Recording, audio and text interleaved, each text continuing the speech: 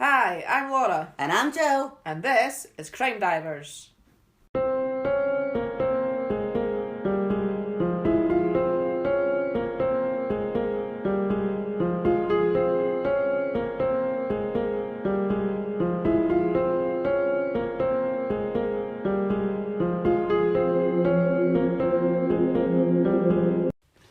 Hello everybody, we just thought we'd do a little intro before today's episode. Yep, because today is a big milestone for us. Yes, it is. Our podcast's first birthday! It is a year ago today since we released our very first episode, The Tyneside Strangler. Tyneside Strangler, yeah, which, the reason, I mean, some people might not have listened to that one, but the reason we started with that one is because it was in the place that we were born, where we came from, so we thought, that's where we came from, so that's basically where the podcast was going to start. I can't believe it's been a year. I know it's been a year, so tell me, I'm going to ask you a question. Oh, okay. Out of all of our episodes... Oh my god, you're putting me on the spot here. Out of all our Patreon ones and our free ones, so there's a lot, which one stood out to you the most? Which one's been the most interesting? I'm not going to say favourite, because I don't like that word for true crime. No, it's not favourite, is it? No, but which one's kind of stood out to you for being most interesting? God, there's actually been quite a few though, because I really like the 3 Boys, 3 Girls one, because that was just bizarre. That was bizarre. I like the one that I did, the Kill Me If You Can, about... Another bizarre one. Yeah. So obviously Laura likes the bizarre ones. I think the one that I quite liked was, you got off your lap, but do you remember the soap maker of Correggio? Yeah. That just makes me... that's a random one. Can I just say something about the soap maker of Correggio? Can I just say something about that one? That's been our most least listened to episode. Oh really? I quite like that one as well.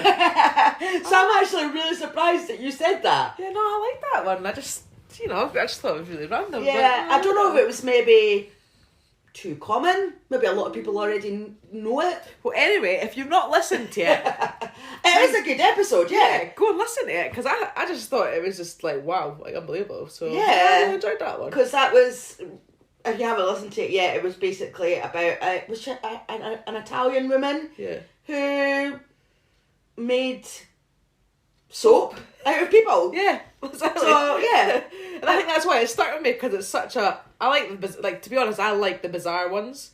I mean, the sort of the straight cut murders. I mean, obviously they're bad, they're horrendous, but I do like the ones that are a bit like, really, that really happened? Like that's quite unbelievable, and that was quite an unbelievable one for me. And maybe as well, that was our very first bonus one, and was that our first sort of international one?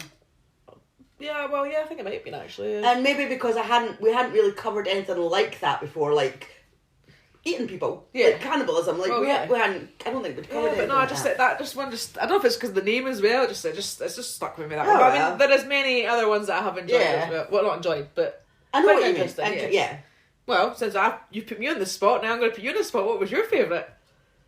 My favourite. Well, we've just said we're not saying favourites. I know. The most interesting, sorry. Most interesting, yeah. I know, it is. I mean, people who listen to true crime and who do true crime podcasts, I think they'll probably understand when we do kind of say favourite or enjoy doing it. It's not the fact that we actually enjoy it or it is a favourite.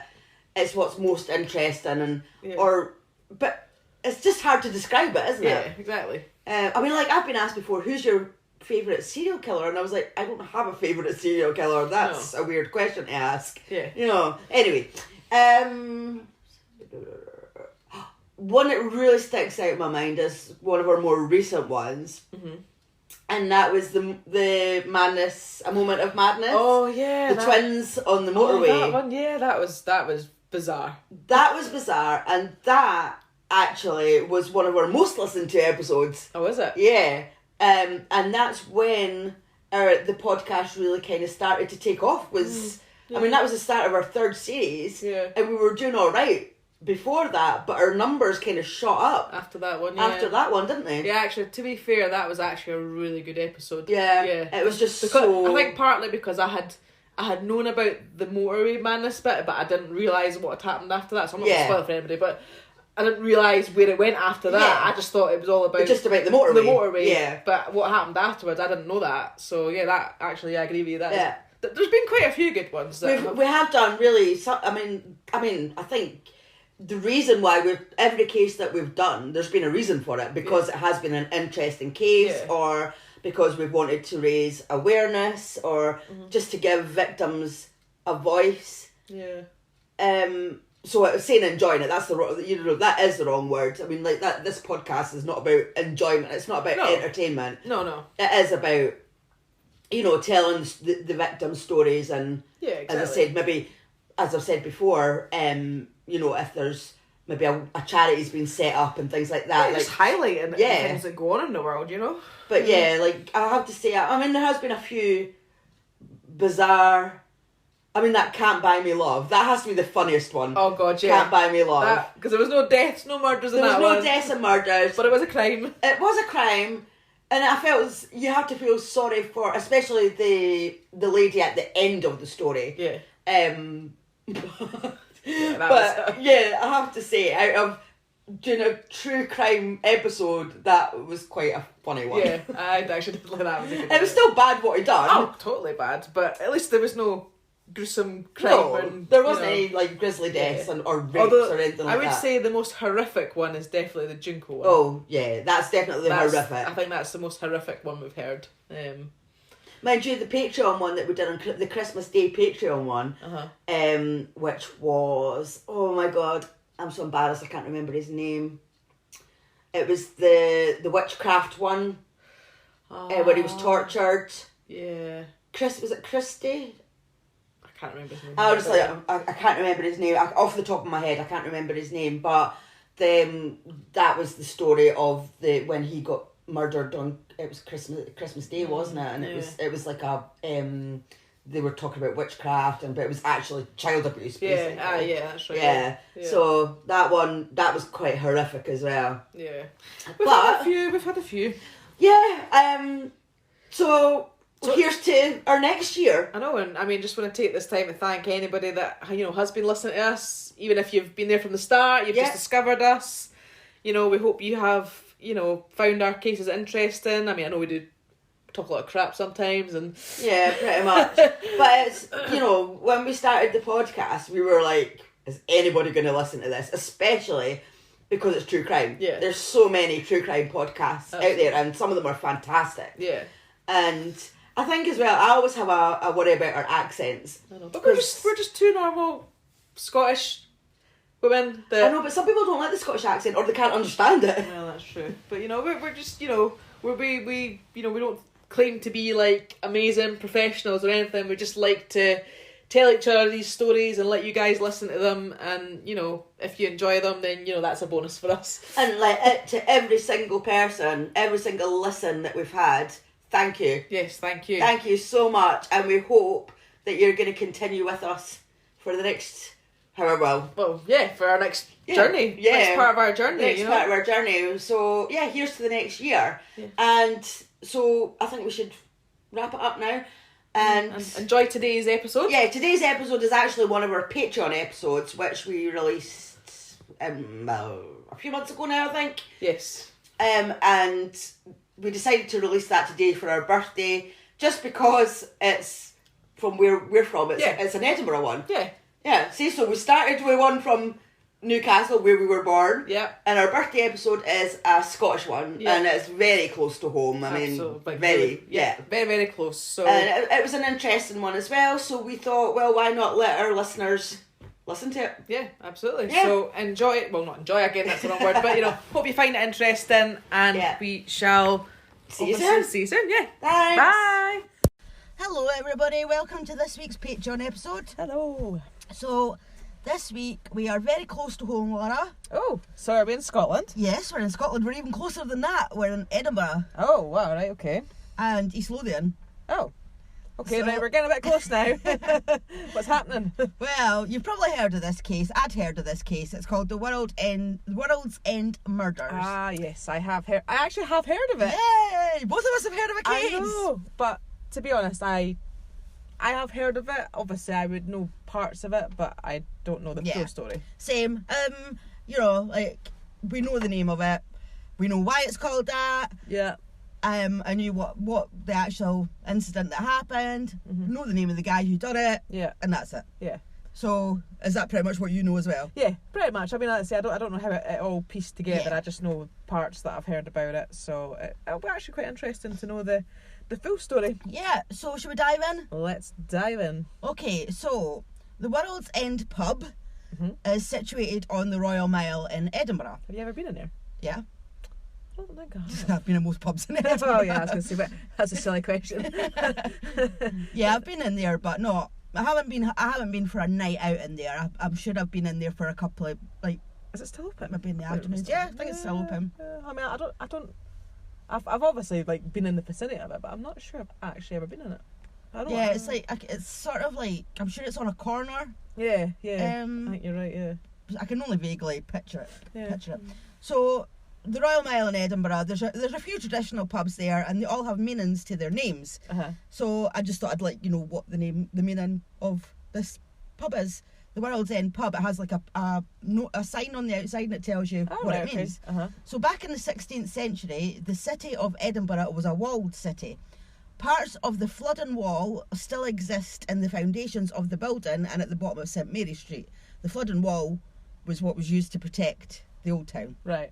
So it's actually still part of the building. This wall. Right, okay. The gates to the city were situated outside the pub.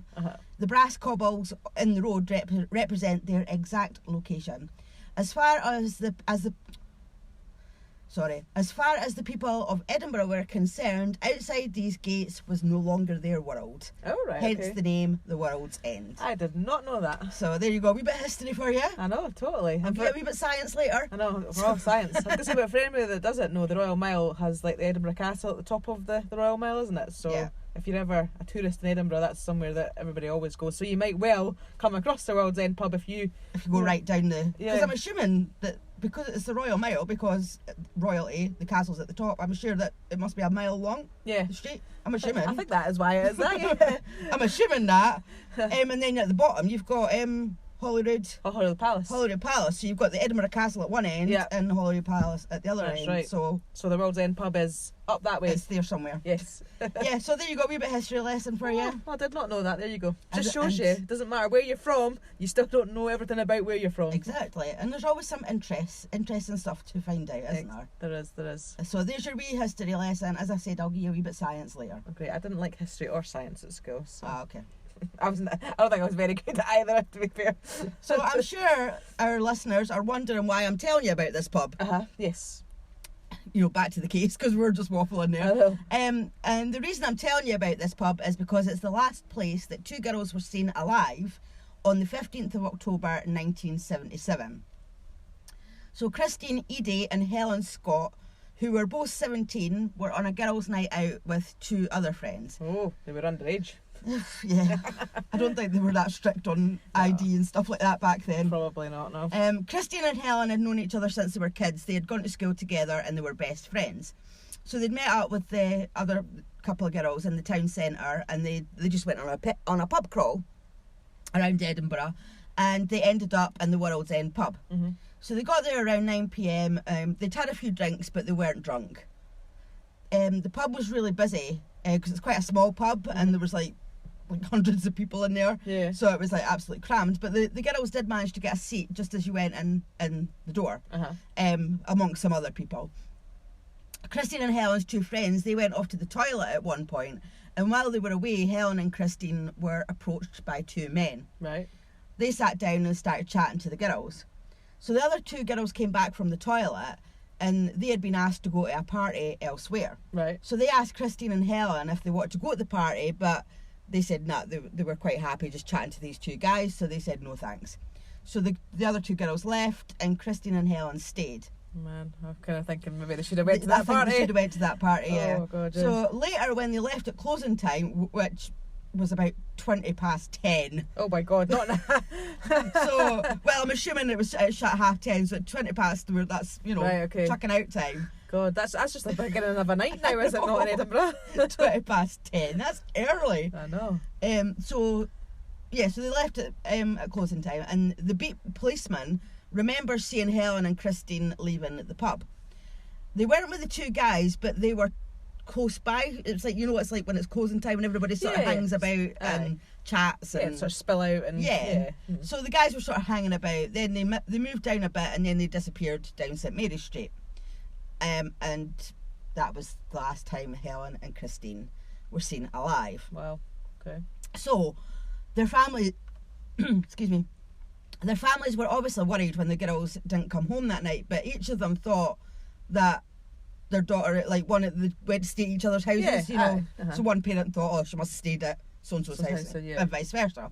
So there was no great panic until the next day. Right. So the next morning, it was realised that neither of them had stayed with the other. So the families were frantic, and they were, you know, the usual, phoning around friends and family, getting in the car, driving around, knocking on doors. But they were nowhere to be found. So then they were reported as missing. Right.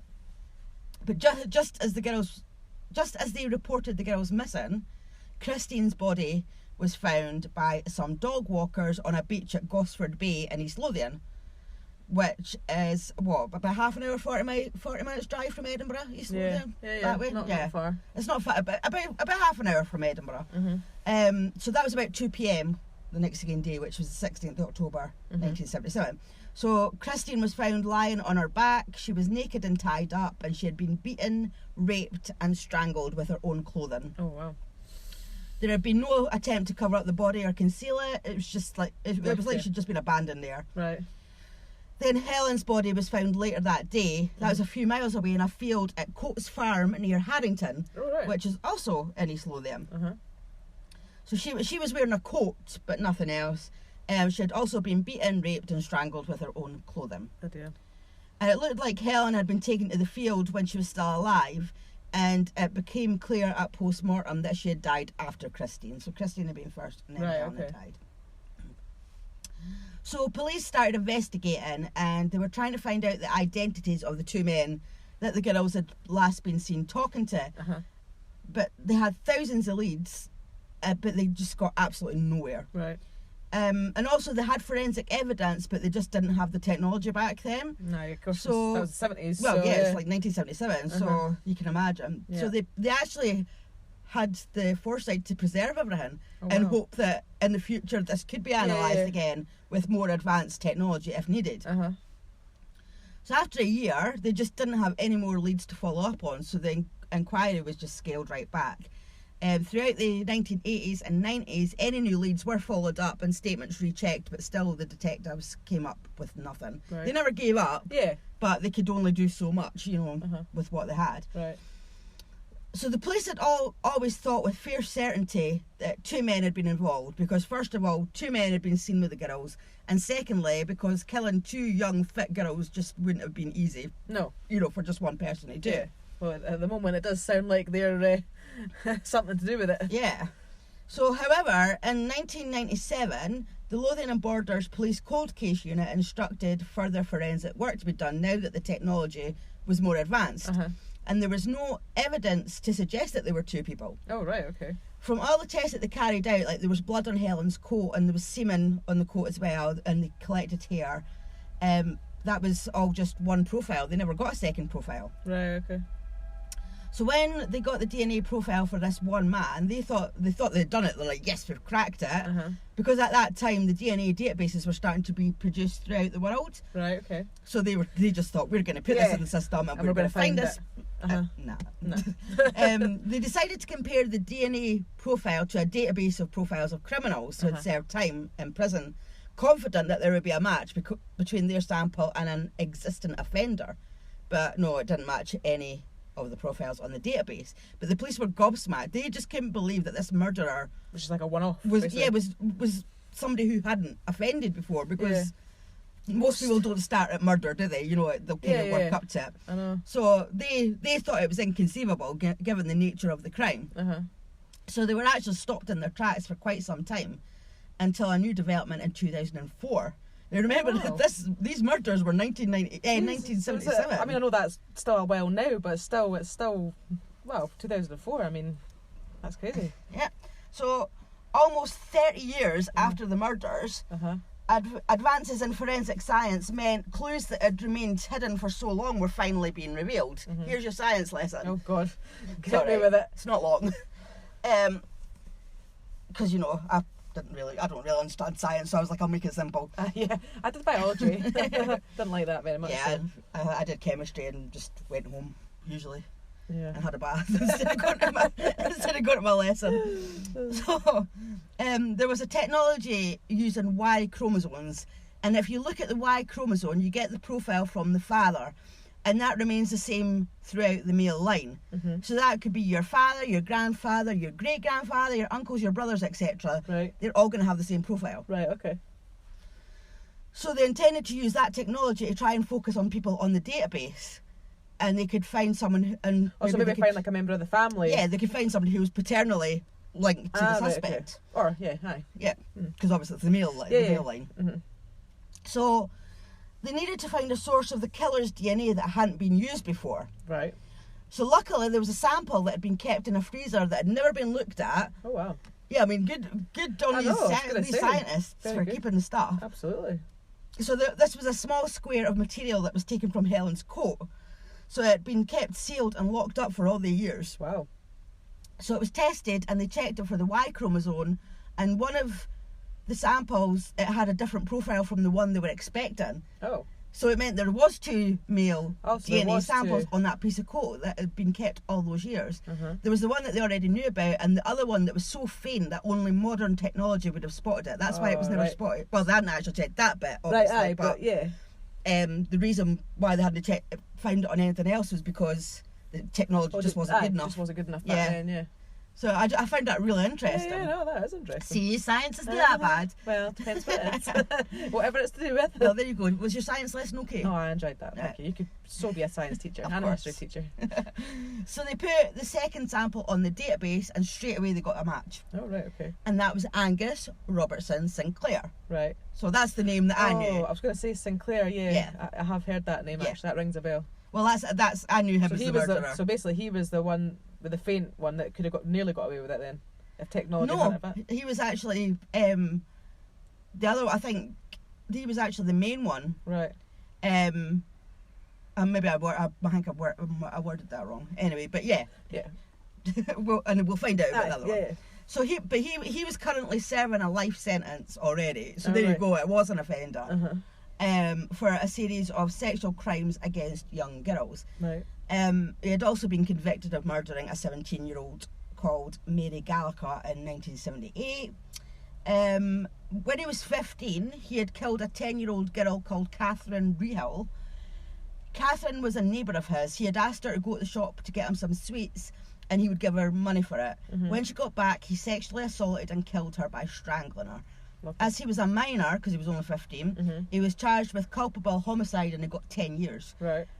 As it wasn't an adult conviction, there was no big record of it. Uh-huh. So that sucks. I wonder if that should be changed now, I would think. Yeah, probably. So the judge from that trial actually said that from his reading of the psychiatric reports of Angus Sinclair, that Angus represented a clear and consistent danger to women, and he always would be. Right. If that was the case, he should have been keeping an eye on him then. Well, yeah, I know. So, with the murders of Christine and Helen, though, the fact remained that the forensic evidence found on the girls suggested 2 murderers. Uh-huh. They knew that Angus Sinclair was one, but they still had to find the other. Yeah. So, detectives began investigating family members of his, and they noticed that male relatives of Sinclair's wife shared common characteristics with their mystery profile. Oh. So they quickly eliminated all but one of her brothers. Oh, right, okay. So the remaining man was called Gordon Hamilton. No, so this was... Yeah, I hadn't heard of him. No, so this is his Angus Sinclair's brother-in-law. Right, okay. But the problem facing the police was that he was dead. Oh. And his remains had been cremated. Right, okay. So is that maybe why I've not heard of him as much then? Well, yeah, I think because he was obviously... He was already dead, so... Yeah. When I was researching it, I was like, was there one person or was there 2? Because as far as I was concerned, I thought there was only one person. Yeah. But just goes to show we didn't know. Well, there you facts, go, did we? Exactly. So the scientists were telling police that they were almost certain that Gordon Hamilton was the other murderer. They just missed that last piece of DNA to confirm it. Right. So, obviously, even though he was dead, they still wanted to confirm it. They needed to know. Was he in the database then to be able to do that, or was he not in the database? Or did he not? He was... No, I don't think he was on the database because they just found... They must have found somebody who was related to his wife. Right. Because of the chromosome. Right, okay. And that's how they eliminated the brother. So I don't think he was actually on the database. I don't know about his past, so I don't know. I was going to say, we don't know if he actually had done anything else. Or... No, I don't know. I didn't actually research him. I didn't look into his past to find that out, so maybe I should have. So that's right. Yeah, so they needed a bit of his DNA to confirm it. So they set about trying to locate that DNA. So unfortunately, all the materials that there might have been remaining from him that might help the police to identify his DNA were unavailable. They had been destroyed. Right. There was no record anywhere of him being in any hospitals or hostels, B&Bs, anything like that. But they just needed to find somewhere that would identify him. So they found out that he had done some handyman. This is quite interesting, actually. He'd done some handyman work at a house of one of his friends back in the 90s. Right. So investigators went to that house, which would have been 10 years later. And they examined the room that he had fitted cornicing in. You know what cornicing is? Yeah. On the ceiling? On the ceiling, yeah. So the scientists removed the cornicing because they said that would be the best place for any DNA to be left. I'm assuming because it's on the ceiling, so nobody's going to be touching it. Not being tampered with. And they were right. Oh, in an area where he had been holding the back of the cornicing and fitting it together, they found DNA. Oh, wow. And that DNA matched the mystery profile that they had been looking for. Wow. So at last they'd found Christine and Helen's murderers, Angus Sinclair and Gordon Hamilton. That's amazing, that. I know. I found that really interesting. I know. Even to actually think to go and do that, that's... I know, who would even think to go and find DNA from the fact that he'd fitted some shows you though how long in an untampered sort of place that DNA can linger. Yeah, because if he'd done work somewhere else, they might not necessarily have found his DNA because it could have been obviously touched and cleaned and all the rest of it. But because it's up on the ceiling, it wouldn't have probably been. Yeah, that's mental. I know. So the police actually started looking to see if they could have been responsible for more crimes. So Operation Trinity was born, and officers looked over files of historic murders in Scotland. So there were similarities to some murders that had happened in Glasgow. So in 1977, Angus was earning good money through criminal activities and also from working as well. I don't know what he did for a job, but apparently he was a really hard worker. All right, okay. And he bought himself a brand new Toyota Caravanette, which was to go fishing with. Right. So at weekends, he would travel all over Scotland, sometimes by himself and sometimes with Gordon Hamilton, to go fishing. Did they though? Well, exactly. I think they used that as an opportunity for other stuff. So the police started looking into these trips. They were looked at between 1977 and 1980, and very quickly they came across Anna Kenny, Hilda Macaulay, Agnes Cooney, who had all been murdered in Glasgow, and their murders were very similar to the World's End murders. They were all sexually motivated murders. They had all been tied and strangled with their own clothing and abandoned at various places in the countryside. So it sounded exactly very similar, the same. Yeah, definitely. The problem was there was no forensic evidence in these cases. None of it was left. It had been lost or destroyed over the years since their murders in the late 70s. Yeah. So, with the evidence mounting, officers confronted Angus Sinclair in prison. At the time, he was serving a life sentence, which I'd said earlier. Yeah. And he had been since 1982 after admitting 11 counts of raping girls between the ages of 6 and 14. Right. Monster. Yeah, totally. And as I said earlier, in 2001 he was also convicted of murdering 17-year-old Mary Gallagher. She had been strangled with her own clothing and then raped. Although he was in prison with little chance of release, Angus revealed nothing about the World's End murders. Okay. You'd think, why not? You've not got... Well, yeah, you would think he would just say, oh, well, I'm in here for life anyway, so... Exactly. But no, he was one of the police officers had said he was a classic, organised, professional criminal, hard as nails, been in prison most of his life, and he just gave no response whatsoever. And I saw some police footage of them interviewing him, and he just sat there with his arms crossed, not answering them, just actually Just, like, thought if I was sitting across that table from you, I probably would have punched you. Yeah, I was going to say, so he's probably just sitting there with like a big smirk and... Well, I couldn't see, but yeah, he was just sitting there just... You know, big man thinking he's all smart and... Yeah. So even with the silence, though, the police were undeterred, and in 2007, Angus Sinclair faced trial charged with the murders of Christine and Helen. Mm-hmm. The lack of forensic evidence, though, linking him to the historic murders in Glasgow meant prosecutors decided not to charge him with the murders of Anna Kenny, Hilda Macaulay or Agnes Cooney. Right. So those murders still remain unsolved, but it is thought it was them that done it. The trial of Angus Sinclair began in Edinburgh on the 27th of August 2007, and that was just 6 weeks short of the 30th anniversary of the World's End murders. Mm-hmm. Sinclair, who had remained silent for so long, indicated that the sex was consensual. That was his defence. Oh, so then he started to admit that he had been involved with them. Yeah, he said that he'd been, but like he just didn't know what happened to them after that. Aye, right then. So the judge decided that there was no case to answer to, as the evidence at that time wasn't strong enough for him to convict, so the case was effectively ended and thrown out. Oh, right. So, but everyone was shocked because it was just so obvious that he was guilty. But you know, you need the evidence, don't you? Well, that's true. You can't just convict them because you think it. Yeah, exactly. You can't just go, well, we're sure that he did it, so we're going to convict him. You need the evidence. Definitely. So everyone was shocked. As I said, everyone was shocked. So under double jeopardy at that time, it couldn't be retried, and that. So basically, that was that. But the double jeopardy law went out the window. Lord Advocate Frank Mulholland QC said, that's a bit of a mouthful, I know. Quote, double jeopardy is a very important principle in UK law, Scotland, England and Wales. The principle of finality. If you stand trial for a crime and you're acquitted, that's the end of proceedings against you. Well, there was a view that was growing up as societal attitudes changed with that, and it didn't really meet modern science. No. And that was regarded as hugely unfair and unjust. I think so, because I mean, as I said, you know, if they've, you know, they obviously got acquitted for whatever reason, but more evidence can come to light that then does really think, oh no, it is actually that person. So I think it's quite right that they can be retried for. Yeah, well, the law was actually changed, as I'm about to tell you. So encouraged by the weight of public opinion, the prosecutor's office and legal experts presented a case for changing the legislation.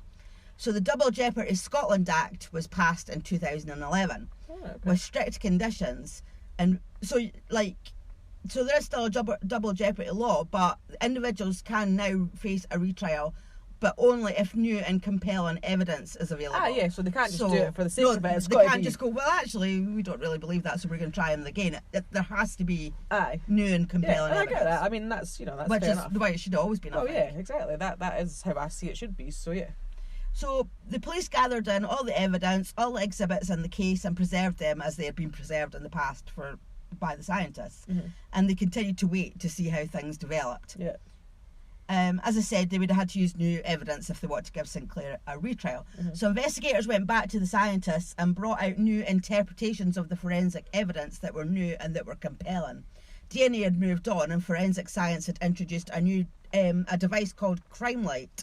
So what this did was that it showed Sinclair's and Hamilton's DNA on the folds of the ligatures used to strangle the girls. Okay. So it proved that they hadn't only just touched these garments, but they had actually tied them. Oh, right, okay. So they obviously didn't have that before. And so this evidence shattered Sinclair's statement that the sex was consensual, because they can prove that the girls were tied up. And that they did it. Yeah. So the second trial took place on the 13th of October 2014 at the High Court in Livingston, West Lothian. Judges had determined that there was enough new evidence to meet the criteria laid down by the new Double Jeopardy Act. Sinclair's was the first trial to be heard under the new legislation. Right. So this time, Sinclair decided to give evidence on his own behalf. He said that he met the girls in the pub and they offered him a lift home, and they took him up on the offer. He said that he took them to Holyrood Park, not like down East Lothian. Holyrood Park, that's just like down the road. Yeah. Why would they need a lift down there? And for anybody that doesn't know, I mean, it's literally a few minutes walk. It's a few minutes. Yeah. So he got out of the driver's seat into the back of the van, because it was his caravanette. And he had consensual sex with both the girls, and that Gordon did the same Right. They both had consensual sex with both girls. Right. Right, yeah, exactly. Well, that's obviously what the court thought as well, because after 37 years, Angus Sinclair was found guilty of the World's End murders. He was sentenced to 37 years in prison. So basically, a year for every year that has been afterwards. Yeah. So, and that was actually the longest sentence ever handed down in a Scottish court. Oh, really? Yeah.